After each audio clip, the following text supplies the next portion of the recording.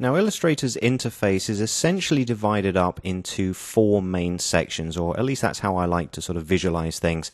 The first section is really the menus here at the top, and like most pieces of software that you're familiar with, we have a file menu for dealing with documents and saving, we have edit for cut and paste, that kind of thing, but then the other menus are very specific to Illustrator itself, and then you have things like the view menu for different previews and sizes and guides and that kind of thing, and then the window menu will give us access to various panels and options that Illustrator offers. So this is really sort of section one.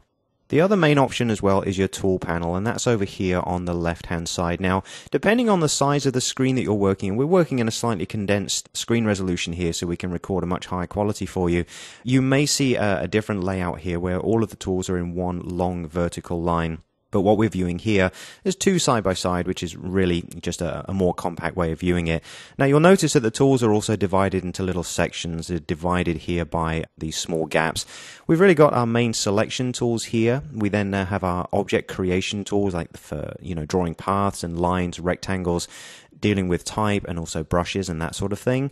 Then we have our transformation options, so we can scale and rotate and do various distortions and even combine shapes together using this wonderful new shape builder tool, which we'll see in just a short while. Then we have color options here, so the eyedropper and the gradient and that kind of thing. Some very specific generation tools for creating symbols and also graphs and that kind of thing. And then importantly down here at the bottom we've got navigation and also very, very importantly the artboards tool, and this allows us to define different areas in our document for different pages essentially. Now, the palette also extends further down, as you can see, which deals with certain color options such as the fill and stroke of an item and different fill options here, as well as the preview mode. So we'll go over these as we work through the software.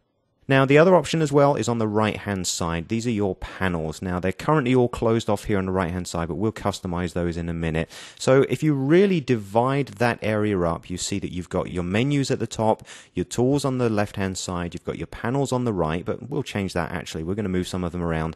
You've also got, very importantly, your control panel, which is this main option that sits up here. Now, this can change depending on the elements that we have selected or the tools that we're using and that kind of thing, but for the most part, this gives us access to a good solid set of options to edit the artwork in the document as we move through. So these are all things that we're going to be very, very busy with as we work through the training.